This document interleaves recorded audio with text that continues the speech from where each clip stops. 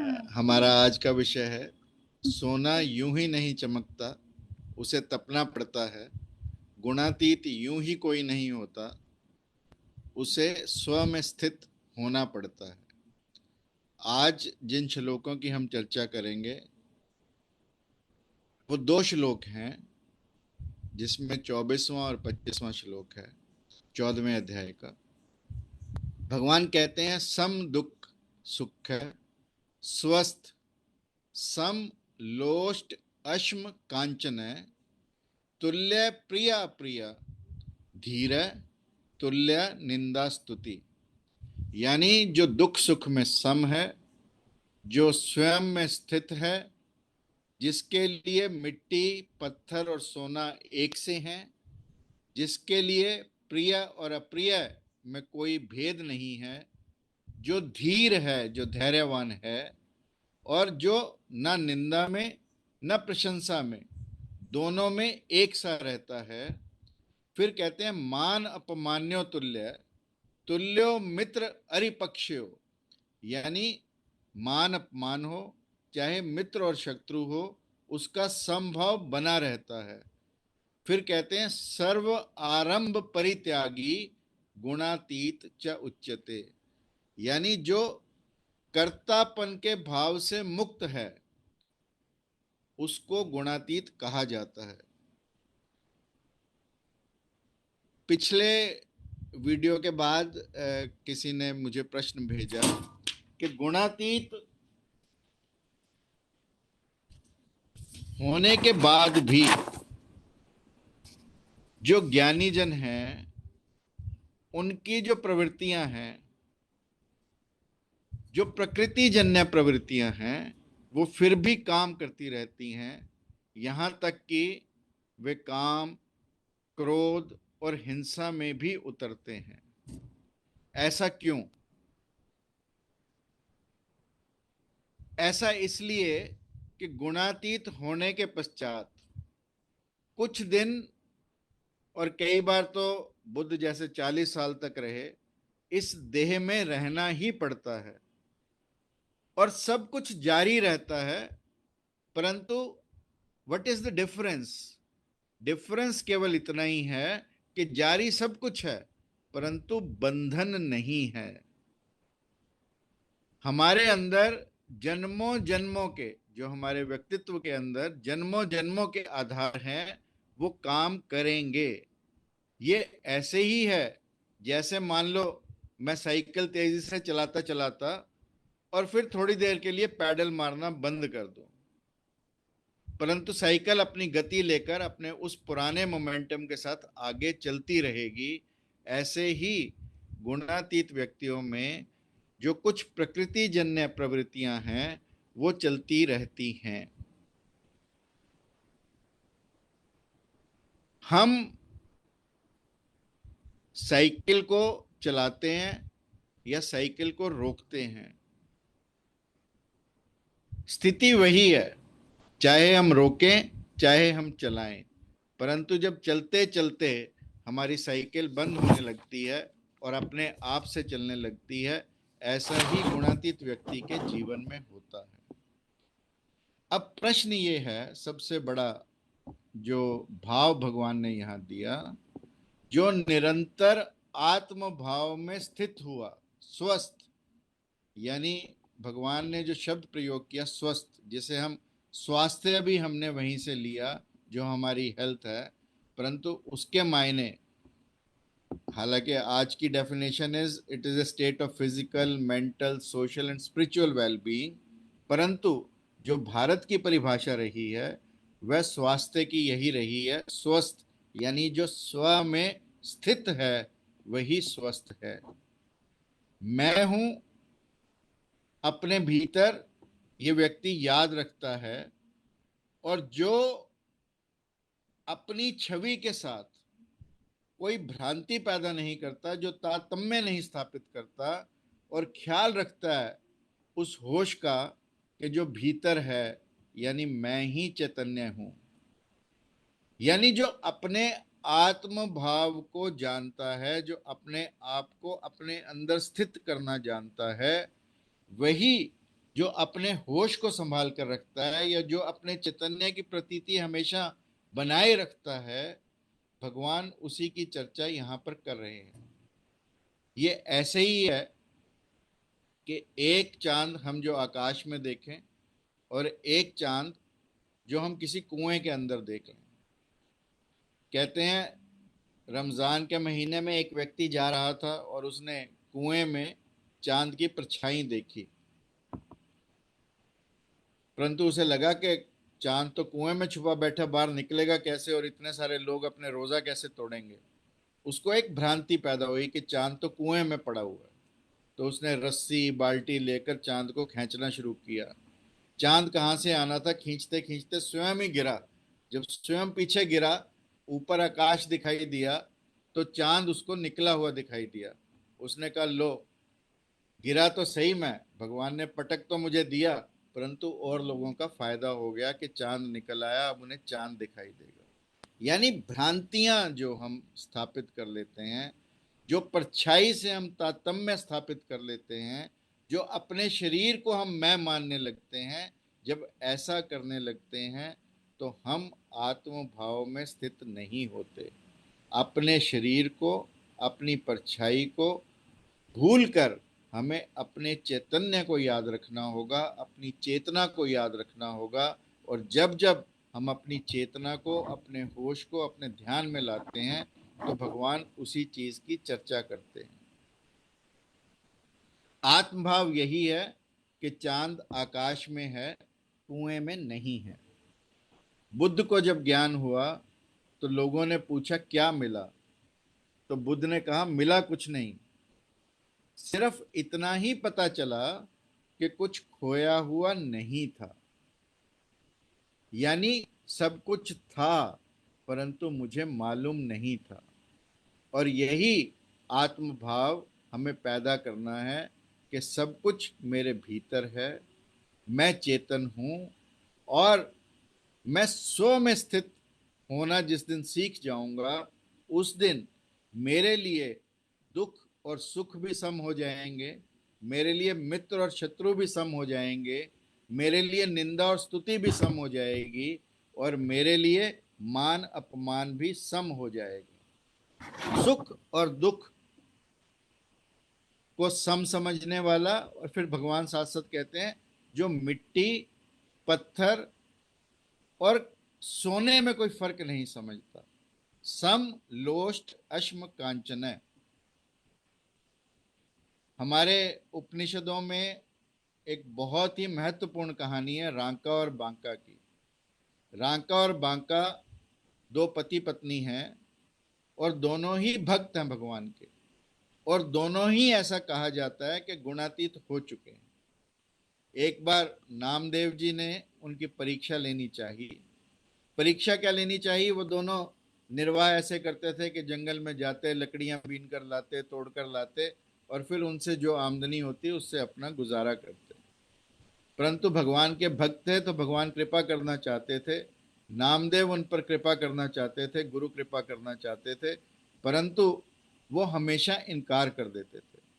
तो फिर किसी ने एक दिन कहा नामदेव जी से कि आप फिर भी प्रयास करते रहो। तो उन्होंने एक दिन जब दोनों लकड़ियां लेकर आ रहे थे तो सोने के आभूषण रास्ते में डाल दिए। जैसे ही रांका ने देखा कि सोने के आभूषण रास्ते में पड़े हैं तो उसने पांव से उनके ऊपर मिट्टी डाल दी कि पीछे, क्योंकि बांका आ रही है, उसे लगा कि स्त्री है, आभूषण देखकर कहीं उसका मन विचलित ना हो जाए, तो इसलिए उसने मिट्टी डाल दी ऊपर। तो पीछे से बांका चिल्लाई कि मिट्टी पर मिट्टी क्यों डालते हो। यानी उसको पहले से ही वो आभूषण नहीं दिखाई दिए, उसको मिट्टी दिखाई दे रही है, और वो ये कह रही है कि मिट्टी पर मिट्टी क्यों डालते हो। बाबा फरीद ने भी कहा है, वेक फरीदा मिट्टी खुली, मिट्टी मिट्टी उत्ते मिट्टी डुल्ली, मिट्टी हंसे मिट्टी रोए, अंत मिटीदा मिट्टी होए, ना कर बंदया मेरी तेरी।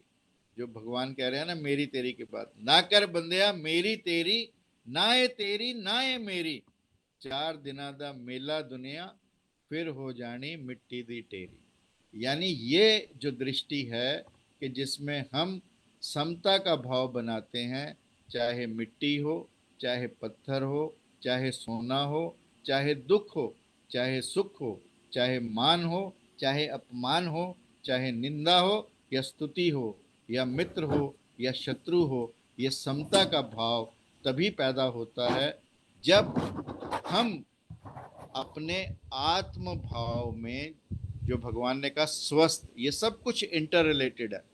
स्वस्थ यानी जो स्व में स्थित है, जब हम ऐसा हो जाते हैं तो हमारी दृष्टि भी वैसी ही हो जाती है। और फिर भगवान कहते हैं धीरय, यानी जो धैर्यवान है। और धैर्य बहुत ही महत्वपूर्ण है।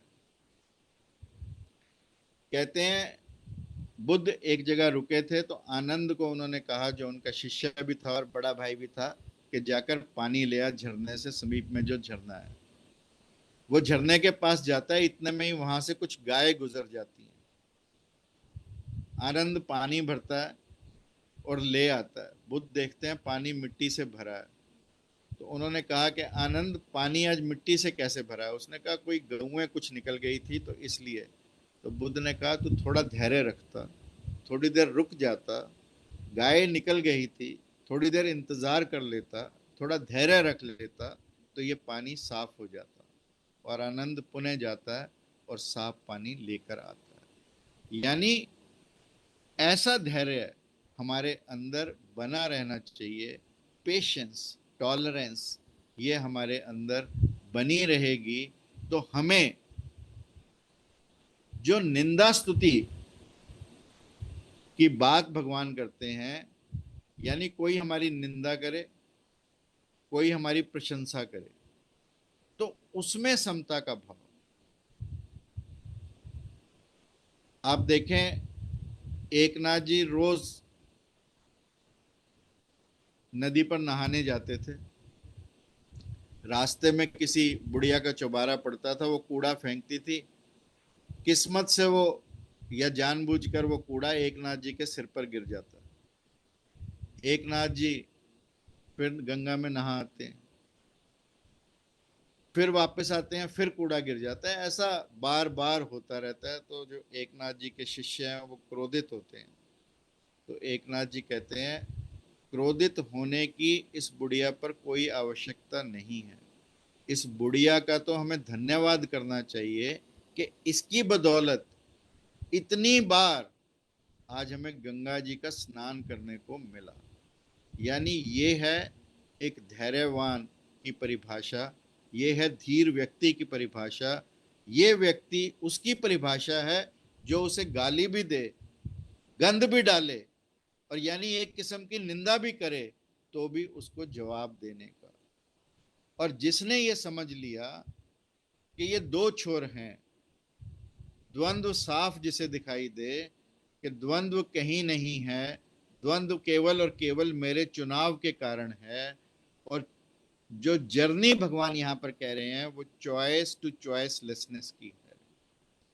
और जिस दिन हम इस बात को समझ लेते हैं, और निंदा को यदि हम अपनी फीडबैक की तरह लें, अगर हम निंदा को ये समझें कि it's a feedback from the other side, and we take it positively or we take it creatively, the things they appear different to us. मैंने सुना कि एक मूर्तिकार था, मूर्तियां बनाता, बेचता। उसका बेटा भी मूर्तिकार बना, वो भी बनाने लगा, और पिता उसे गलतियां बताता रहता। पिता की मूर्ति लगभग 100 रुपए में बिकती, और बेटा जो बनाता वो शुरू शुरू में 50 रुपए की बिकी, 60 की बिकी। पिता इम्प्रूव उससे कराता रहा, कराता रहा, कराता रहा, और एक दिन ऐसा आया कि उसकी मूर्ति 200 रुपए में बिकी। अगले दिन वो फिर मूर्ति बेटा बनाने लगा, तो पिता ने फिर उसे एक दो गलतियां बताई कि इसको यहाँ से ठीक कर ले, यहाँ से ठीक कर ले। तो बेटे ने कहा कि तुम्हारी मूर्ति तो 100 में बिकती है और मेरी 200 में बिकती है, तुम मुझे बताओगे कि मेरी गलतियां हैं? तो पिता ने कहा कि बस अब तेरी ग्रोथ यहीं रुक गई। क्यों? मैंने भी अपने पिता के साथ ऐसा किया था, और जिस दिन मेरे पिता की गलतियां सुननी या उनकी जो पॉजिटिव फीडबैक था वो लेना बंद कर दिया, मैं 100 रुपए पर रुक गया, और अब तो 200 रुपए पर रुक जाएगा। यानी ये प्रभाव है जब हम when we fail to understand and fail to take it in a positive way and we fail to take it in a creative way, and that is very important because भगवान ने भी कहा निंदक नेड़े राखिए, क्योंकि निंदक साथ में होना बहुत जरूरी है, और नहीं होगा तो भगवान तो ये भी कहते हैं कि जैसे साबुन रखते हैं हम, ऐसे ही निंदक भी रखना चाहिए। जैसे साबुन सारे मैल को निकाल देता है, ऐसे ही निंदक भी जो हमारे मैल हैं उन सबको निकाल देता है, हमारी कमियों को निकाल देता है। इसलिए if people are criticising us और people have become critic about us और people are saying wrong things about us, believe me, feel that we are growing, feel that you are growing, feel that you are becoming successful, and if we have that feeling, definitely हमारी जो दृष्टि है वो निंदा के प्रति बदलेगी। और जब कोई स्तुति करे तो तब हम इतने खुश ना हो, प्रशंसा में भी हम अपना समभाव बनाए रखें, अपने को कंट्रोल करके रखें, ये बहुत इम्पोर्टेंट है। अन्यथा हमारी भी वही दशा होगी जो एक लोमड़ी कौवे की प्रशंसा करती है और उससे भोजन लेकर चली जाती है। जैसे ही उसको कहती है कि तू कोयल की तरह मीठा बोलता है, और जैसे ही वो बोलने लगता है तो उसके पास जो भोजन होता है वो लोमड़ी लेकर चल देती है। तो जो आत्म भाव में स्थित व्यक्ति है, जो भीतर खड़ा होकर देख सकता है दुख और सुख को, दोनों को निष्पक्षता के भाव से, वह व्यक्ति निश्चित रूप से उस तरह का हो जाता है कि जैसे तुला एक स्केल है, एक बैलेंस है, और उसके बीच में उसका कांटा है।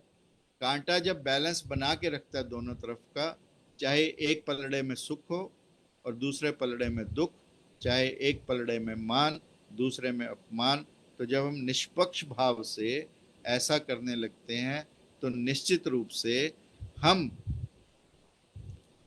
Happy birthday dear, birthday baby is there, congratulations.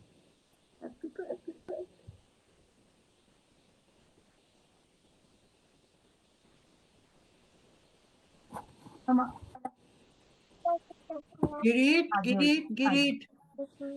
Happy birthday to you. Happy birthday to you. Happy birthday, Girit. Happy birthday. Happy birthday. Oh, Looking दो lovely. ये बहुत प्यारा बच्चा है. I'll bring you chocolates.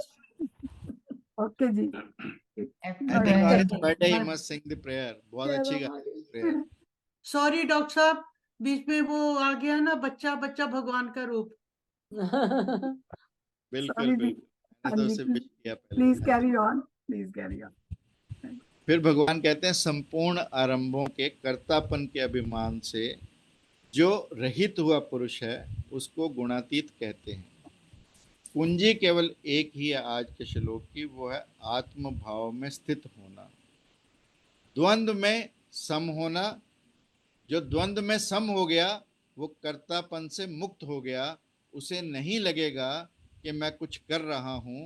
भूख लगेगी पर वह भूखा नहीं है।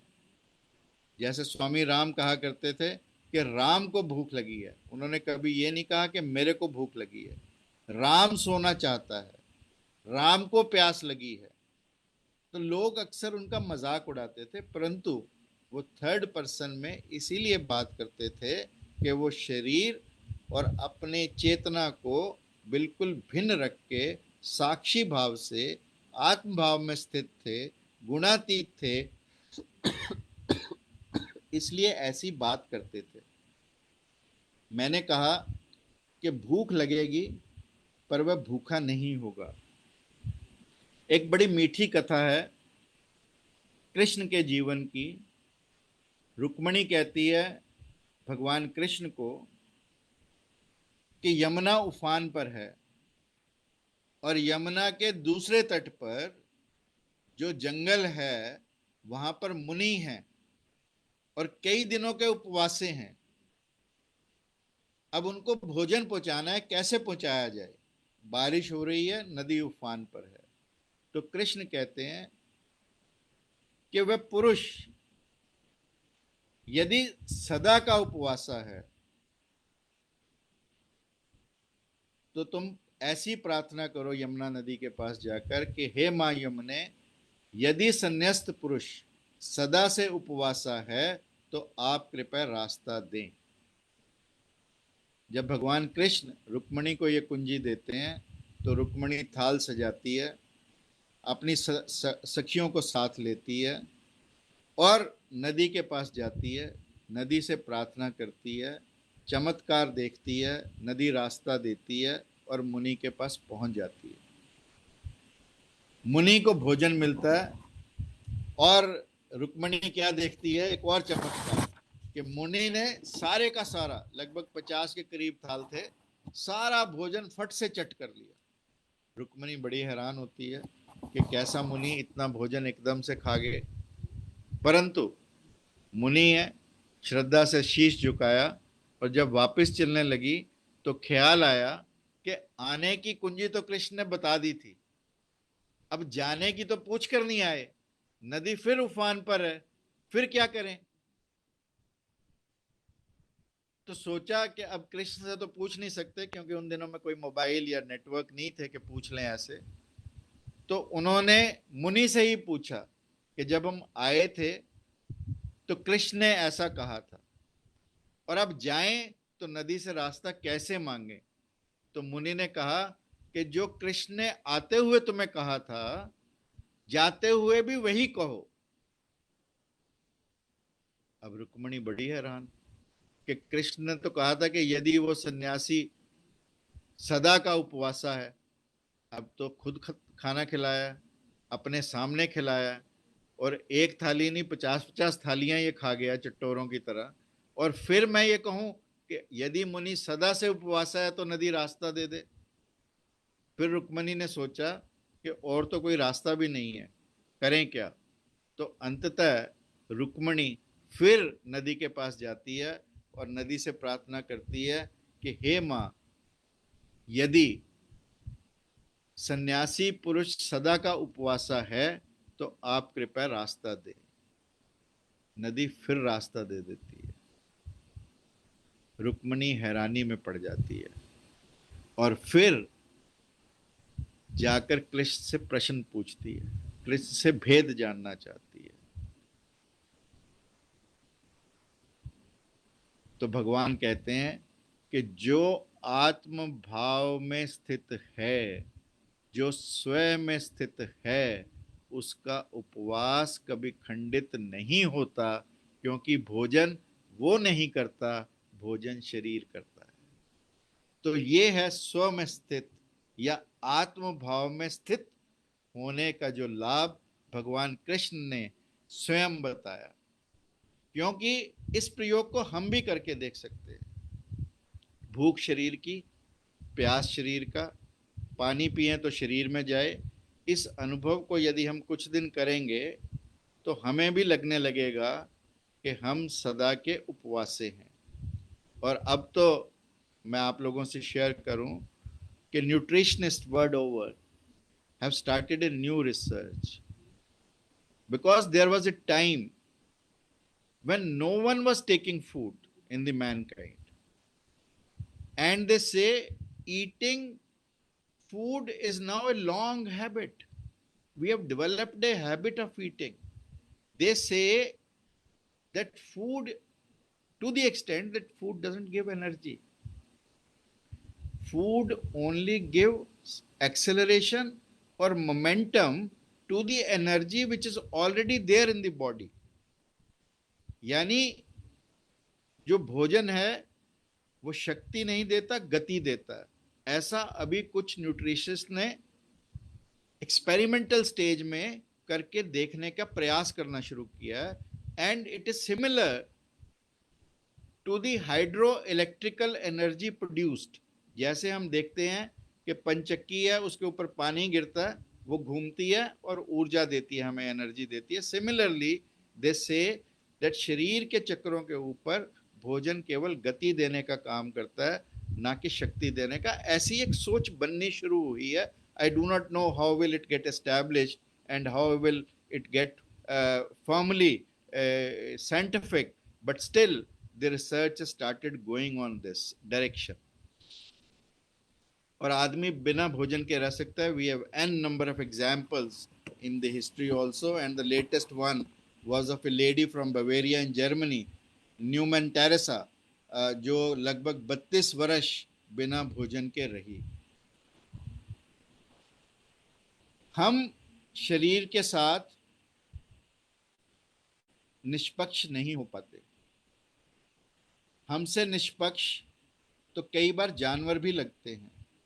कुत्ते का पेट खराब हो, कभी भोजन नहीं करेगा, क्योंकि शरीर के पास एक नैसर्गिक, एक नेचुरल व्यवस्था है बीमारियों से लड़ने की. हमारी प्रॉब्लम क्या है कि हम शरीर से इतना जुड़ गए हैं कि हम निष्पक्षता, साक्षी या आत्मभाव को जगा ही नहीं पाते. हमारी प्रॉब्लम हल भी इसीलिए नहीं हो पाती कि हम अपने से दूर नहीं हो पाते. फॉर एग्जाम्पल, कोई दूसरा आपके पास समस्या ले आए तो आप फट से उसका हल बता देते और लगभग ठीक भी बता देते,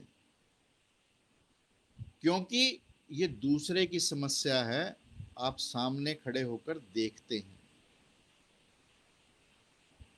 और यदि अपने ऊपर आती है तो हम वो फैसले नहीं ले पाते, क्योंकि हम अपने आत्म भाव में, अपने स्वयं में या अपने साक्षी भाव को नहीं जगा पाते.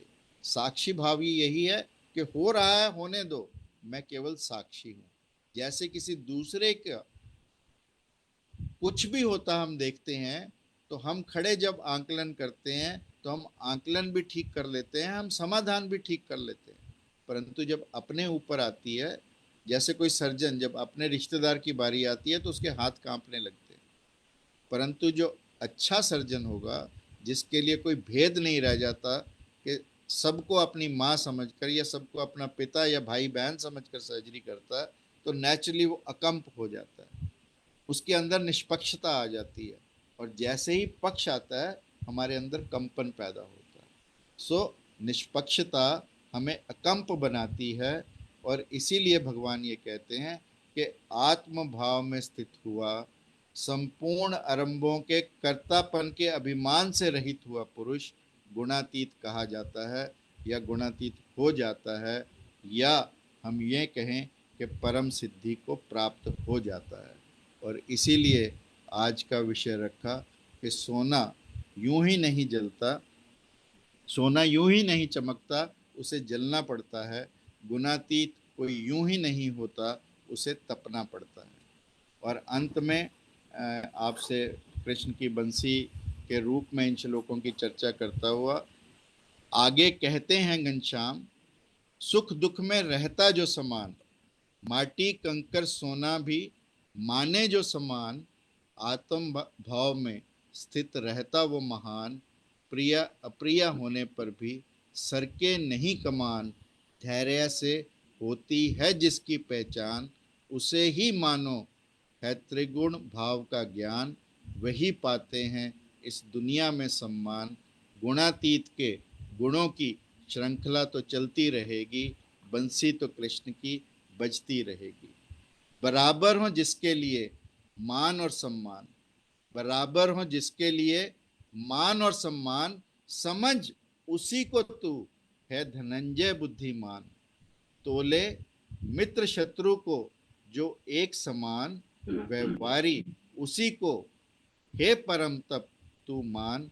प्रिय अप्रिय में जो रखे एक सा ध्यान, निंदा प्रशंसा के बीच में ना आए अभिमान, कर्तापन के भाव से मुक्त रहे जो श्रीमान. स्वारंभ सर्व आरंभ परित्यागी, गुणातीत वो महान. गुणातीत के गुणों की श्रृंखला तो चलती रहेगी, बंसी तो कृष्ण की बजती रहेगी, गीता का ज्ञान सुनाती रहेगी. Thank you very much.